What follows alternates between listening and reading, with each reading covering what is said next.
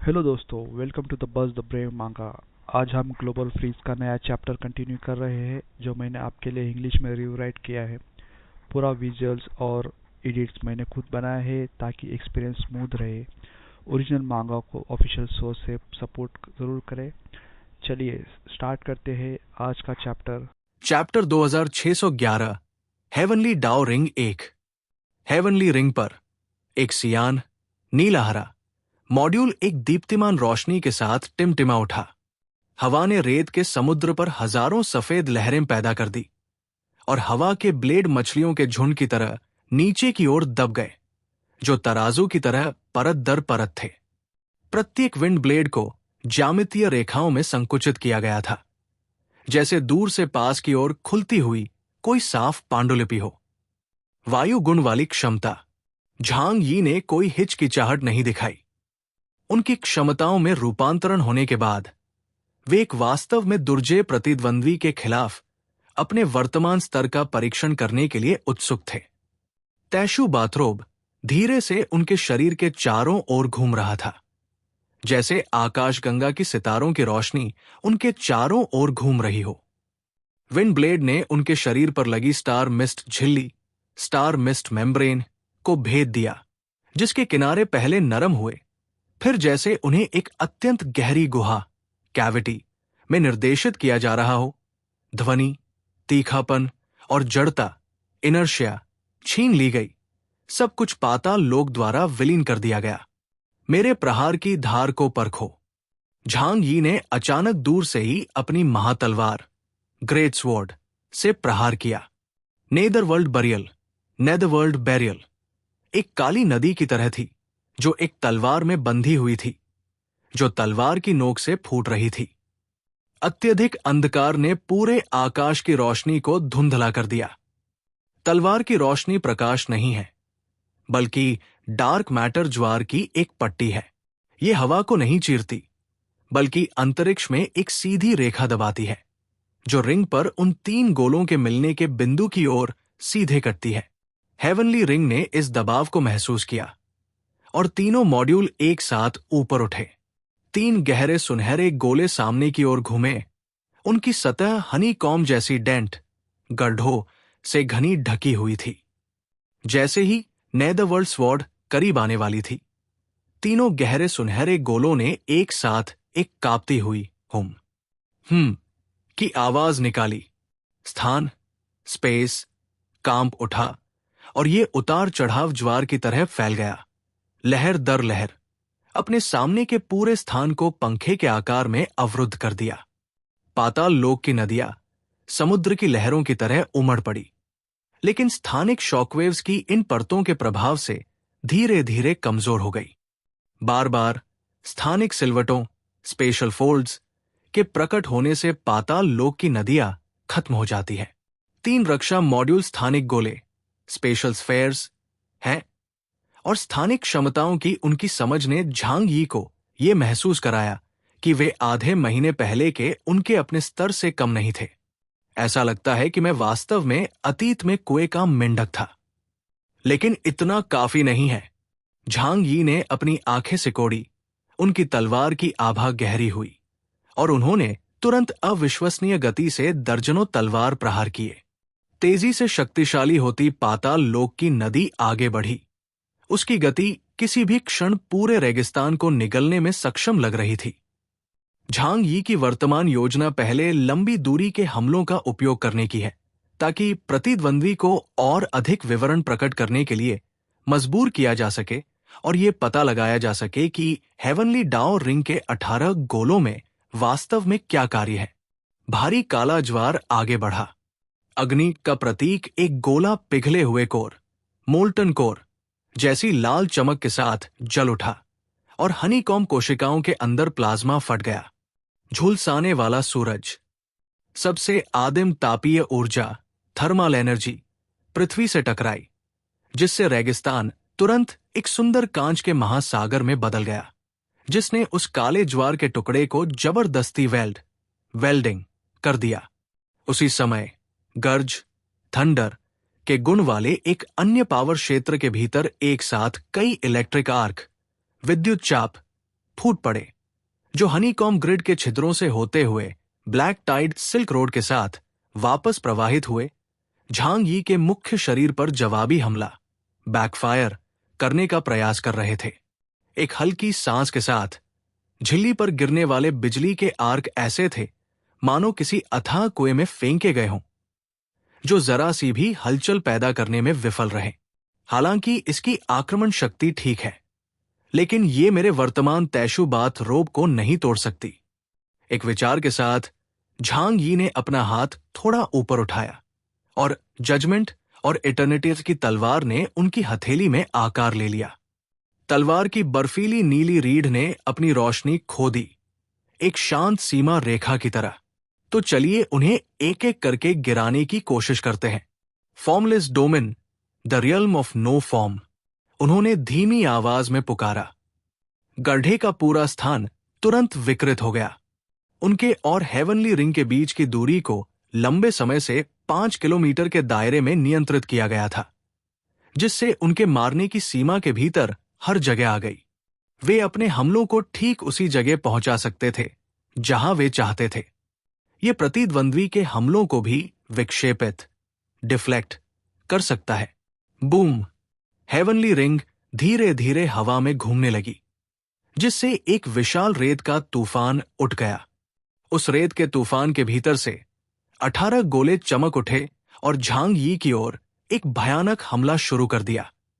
हवा, कॉल, तूफान इकट्ठा हो रहा था, लपटें बेतहाशा नाच रही थी, और बिजली एक चांदी के सांप की तरह थी, जो फिसल रही थी और दहाड़ रही थी, एक तीखी गूंज निकाल रही थी।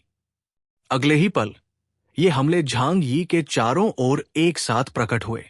स्थानिक हमला, स्पेशल अटैक। हेवनली रिंग के पास अंतरिक्ष को विकृत करने की क्षमता भी है, जो तुरंत अपने हमलों को झांग यी के आसपास स्थानांतरित कर देती है। हालांकि झांग यी की आंखों में कोई आश्चर्य नहीं दिखा।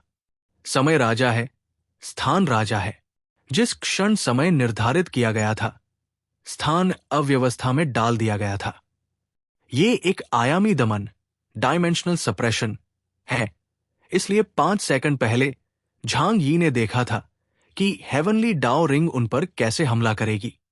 भयानक ऊर्जा तूफान एक पल के लिए उनके शरीर के चारों ओर प्रकट हुए, लेकिन इससे पहले कि वे फट पाते, उन्हें एक दूर के क्षेत्र में स्थानांतरित कर दिया गया। ऐसा लगा मानो झांग यी के शरीर में स्प्रिंग्स हो।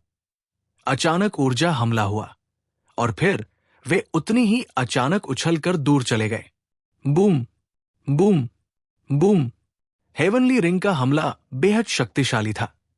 ऊर्जा तूफान ने दर्जनों किलोमीटर दूर से देख रहे सभी लोगों को, जो केवल यांत्रिक उड़ने वाले कौओं के माध्यम से देख सकते थे, उसकी भयानक शक्ति का एहसास कराया। हवा और रेत उनके खिलाफ बह रही थी, और हर कोई अनजाने में कुछ कदम पीछे हट गया। सामान्य तौर पर आमने सामने के द्वंद्वों में बड़े पैमाने पर विस्तृत क्षेत्र के हमलों का उपयोग नहीं किया जाता है, क्योंकि ये ऊर्जा की बर्बादी होगी। हालांकि यदि झांग यी और तियानडाओ ह्युएन चाहते, तो वे एक पल में सैकड़ों किलोमीटर के दायरे में सब कुछ आसानी से मिटा सकते थे। यहां खेल देखने में भी कुछ जोखिम शामिल है। ये ऐसा है जैसे 2 राक्षस लड़ रहे हों। एलोन फ्रीमैन ने अपनी टोपी का किनारा नीचे खींचा। उसकी आंखों में विस्मय और उत्साह का मिश्रण था। शायद वे वास्तव में उसकी प्रेमिका को खोजने में उसकी मदद कर सकते हैं। झांग यी और हेवनली रिंग हमलों और बचाव के निरंतर आदान प्रदान में लगे हुए थे। प्रत्येक व्यक्ति और प्रत्येक रिंग के पास अविश्वसनीय रूप से शक्तिशाली क्षमताएं हैं, और दोनों शीर्ष स्तर के स्थानिक क्षमता उपयोगकर्ता, स्पेशल एबिलिटी यूजर्स हैं। हालांकि झांग यी, जिनके पास समय की दूसरी सुई, सेकंड हैंड ऑफ टाइम है, दुश्मन की चालों का अनुमान लगा सकते हैं और हमले के बाद हमले से बच सकते हैं। वे वास्तव में बिना चोट खाए इन हमलों का सामना सीधे कर सकते थे, लेकिन इसकी कोई आवश्यकता नहीं थी। चलो एक गोले को नष्ट करने से शुरू करते हैं। उनकी नजर ठंडी थी और उनकी उंगलियों ने हवा में हल्का सा थपथपाया। Sizzle, sizzle! Sizzle, sizzle, sizzle, sizzle. हवा में एक चुभने वाली आवाज गूंजी, एक ऐसी आवाज जिसने रीढ़ की हड्डी में सिहरन पैदा कर दी, मानो ब्लैक बोर्ड पर एक पेन जबरदस्ती घिसा जा रहा हो। इंस्टेंट कास्ट कौशल, dimensional string decomposition, dimensional string decomposition. हालांकि जब आयामी दरार ने हेवनली रिंग की गोलाकार सतह को काटा तो वो उम्मीद के मुताबिक दो भागों में नहीं बंटा, बल्कि सतह पर केवल 1 दर्जन या उससे अधिक डेंट छोड़ गया। कितनी मजबूत सामग्री है! ये आयामों के पतन का भी सामना कर सकती है। इस चीज की सामग्री शायद ये मेटल से भी मजबूत है। झांग यी कुछ हद तक आश्चर्यचकित थे, जैसा कि एक उन्नत सभ्यता से उम्मीद थी। उन्होंने अपने हाथ में इटर्नल स्वॉर्ड ऑफ जजमेंट की ओर देखा। उनके होठों पर एक मुस्कान खेल रही थी। ऐसा लगता है कि इस गतिरोध को तोड़ने की कुंजी अभी भी तुम्हारे पास है। जजमेंट की तलवार ब्रह्मांड में ज्ञात सबसे टिकाऊ हथियार है, जो एक तारे के कोर को चीरने में सक्षम है, और यहां तक कि ब्लैक होल भी इसे नष्ट नहीं कर सकते।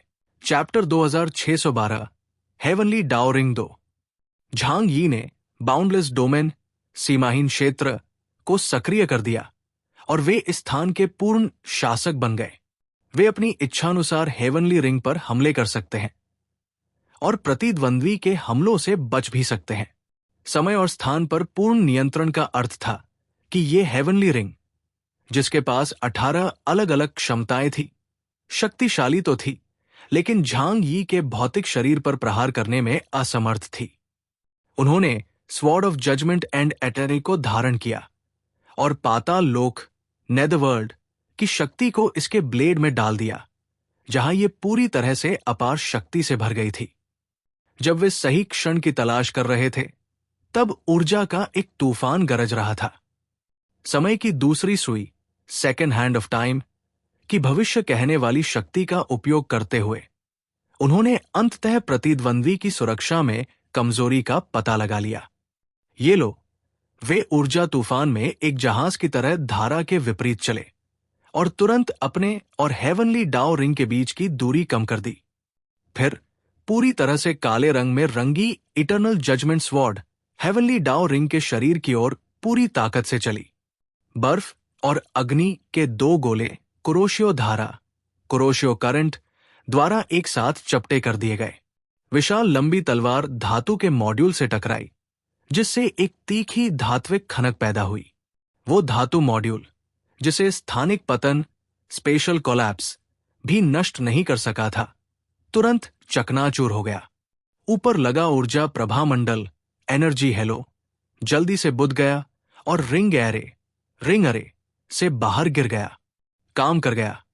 ये देखकर लू केरन खुशी से उछल पड़ी। अब जबकि मेरे भाई की क्षमताओं को उन्नत किया गया है, उनकी रक्षा वास्तव में उत्तम है, और नुकसान की पूर्ति के लिए लिंक की जजमेंट ऑफ इटर्निटी स्वॉर्ड के साथ वे व्यावहारिक रूप से अजेय हैं। यांग शिनशिन ने एक भौं उठाई। अभी बहुत खुश मत हो। चूंकि दूसरा पक्ष सैंड रेडर सभ्यता का रक्षक है, इसलिए वे इतनी आसानी से हार नहीं मानेंगे। जैसा कि अपेक्षित था, झांग यी ने 2 धातु के गोलों को नष्ट करने के बाद तुरंत खुद को पीछे खींच लिया, क्योंकि उन्हें अपनी शक्ति का प्रदर्शन करने के बाद अपनी मुद्रा को समायोजित करने और दूसरा हमला शुरू करने के लिए फिर से चार्ज करने की आवश्यकता थी। हालांकि हेवनली रिंग के 2 मॉड्यूल गोले नष्ट होने के 2 सेकंड से भी कम समय के बाद आकाश में तुरंत एक लाल प्रकाश पुंज दिखाई दिया।